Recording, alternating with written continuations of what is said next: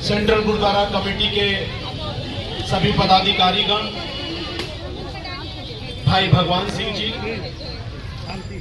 और उनके पूरे समिति के सभी पदाधिकारीगण, हमारे पूर्व सैनिक सेवा परिषद के हमारे सभी तेजस्वी ओजस्वी और हमारे हर दिल अजीज समिति के सभी हमारे सदस्यगण, साक्षी गुरुद्वारा प्रबंधक कमेटी के आदरणीय निशान सिंह जी, उनकी पूरी कमेटी, हमारी प्यारी बहनें, हमारे नौजवान साथी, हमारी मातृशक्ति जो वहां बैठी है, सब सज धज करके आए हुए हैं। भारत माता को उनके चरणों में शीश नवाने के लिए मुझे नहीं लगता कि जल्दी उतनी सस्ती होगी वो, लेकिन आज हमारी बहनें, हमारी माताएं समेत सच सच के आए हैं अपनी प्यारी मातृभूमि मां भारती के चरणों में कोटि कोटि नमन करने के लिए, यह बताने के लिए कि हम वही मां हैं, हम वही बहन हैं। वक्त पड़ेगा तो भगत सिंह हमारी कोख से भी निकलेगा, मंगल पांडे हमारी कोख से भी निकलेगा, चंद्रशेखर आजाद, वैकुंठ शुक्ल, महाराणा प्रताप, बाबू कुंवर सिंह, राम प्रसाद बिस्मिल, अशफाक उल्लाह खान, लाला लाजपत राय, करतार सिंह सराबा, उधम सिंह और बाबू कुंवर सिंह, भगवान बिरसा मुंडा, चांद भैरव, तिलका मांझी। आवश्यकता पड़ेगी तो बहनों ने और माताओं ने मातृभूमि को संकल्पित होकर कहा है, भगवान न करे आवश्यकता पड़ेगी तो हम तैयार हैं अपने बच्चों को इस मातृभूमि के लिए कुर्बान करने के लिए। आज गौरव इस बात का नहीं है कि हम स्वतंत्रता दिवस मना रहे हैं, मैं इसे गौरव नहीं मानता।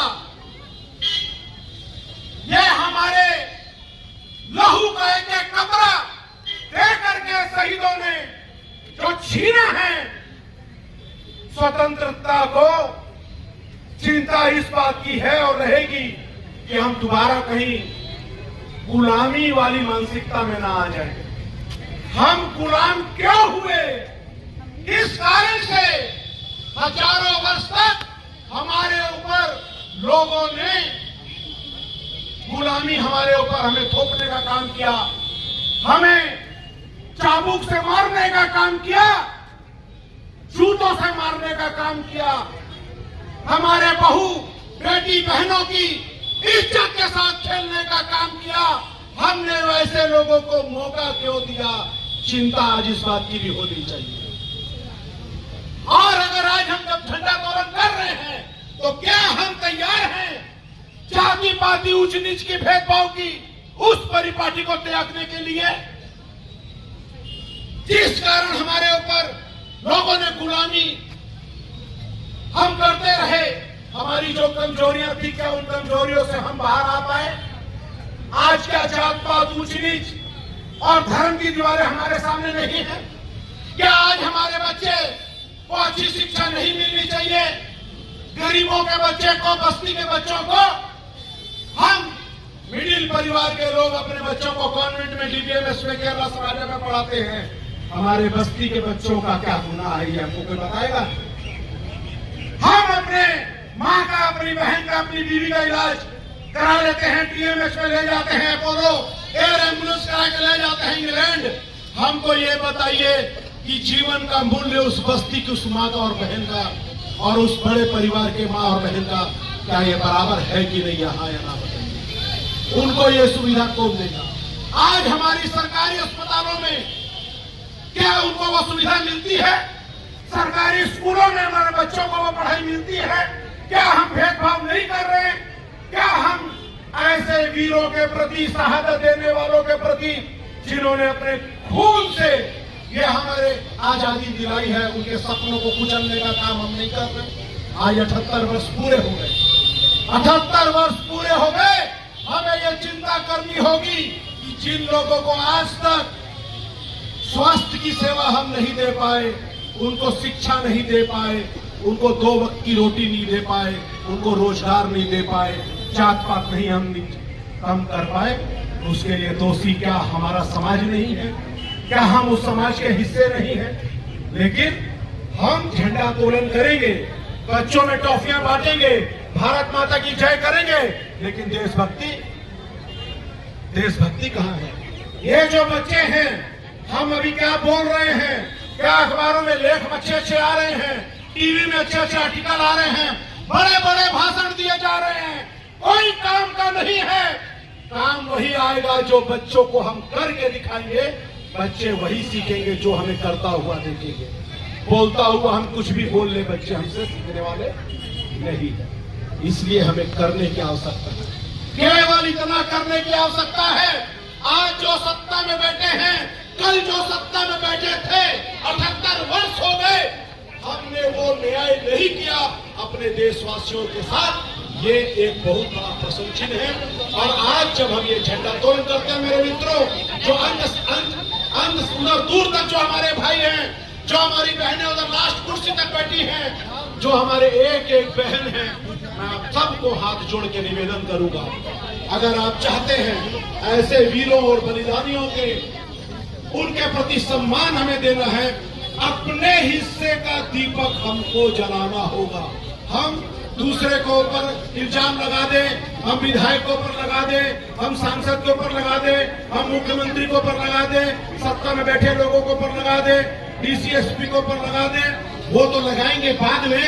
लेकिन सबसे पहले हमको ये देखना होगा, हम जिस कुर्सी पे बैठे हैं, हम उसके साथ कितना न्याय कर रहे हैं, और हम जिस जगह पे हैं, क्या वहां पर हम जाकर के किसी गरीब बच्चे को उसका सहारा बन पा रहे हैं कि नहीं पा रहे हैं। आज स्वतंत्रता दिवस के अवसर पर आप उपस्थित एक हमारे जो भाई हैं उपस्थित हुए हैं, हमारी एक बहन जो आई है, हमारी एक मातृशक्ति जो आई है, आप सबका नमन परिवार हृदय से आप सबका अभिनंदन करता है, आभार प्रकट करता है, धन्यवाद।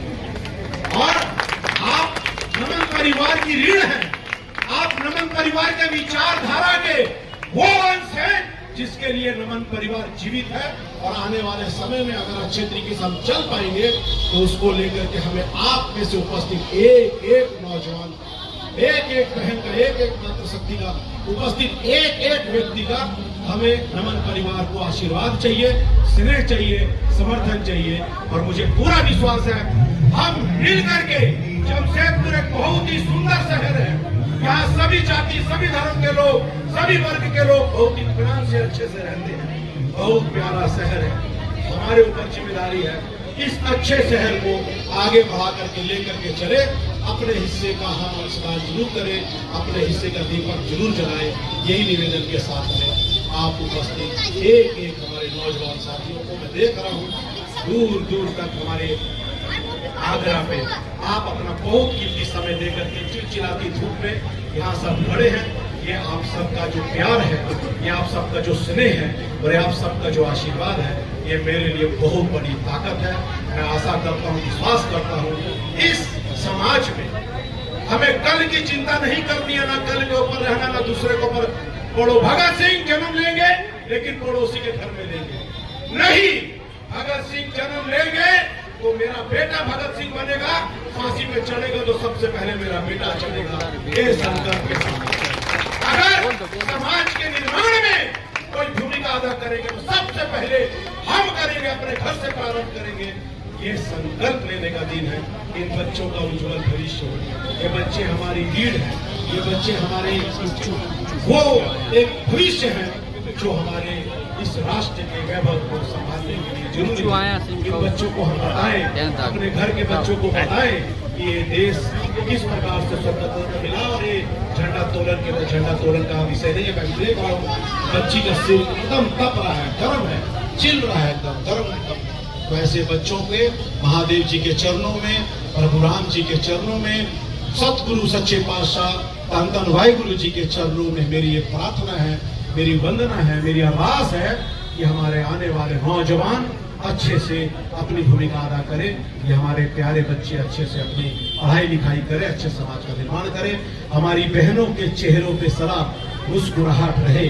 मैं जानता हूँ हमारे साथ जितनी भी बहनें हैं मैं सबकी पीड़ा को जानता हूं, लेकिन ईश्वर से कामना करता हूं, हे ईश्वर इतनी ताकत देना कि मैं किसी के भी जो चेहरा है उसके मुस्कान का मैं भी थोड़ा सा कारण बन सकूं। महादेव इतना मुझे वाहेगुरु की शक्ति देना, और बहनों का आशीर्वाद रहेगा, हमारे भाइयों का स्नेह रहेगा, तो निश्चित रूप से हम सब की वही भूमिका है।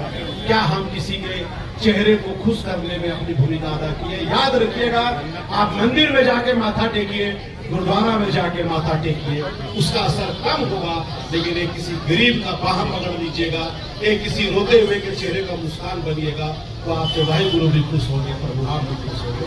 इसी संकल्प के साथ अपने अच्छे समाज के निर्माण के लिए, अच्छे राष्ट्र के निर्माण के लिए आइए हम मिलजुल करके इस नमन परिवार को और विस्तार करें, और राष्ट्रभक्ति और देशभक्ति का अलग बुझने ना पाए।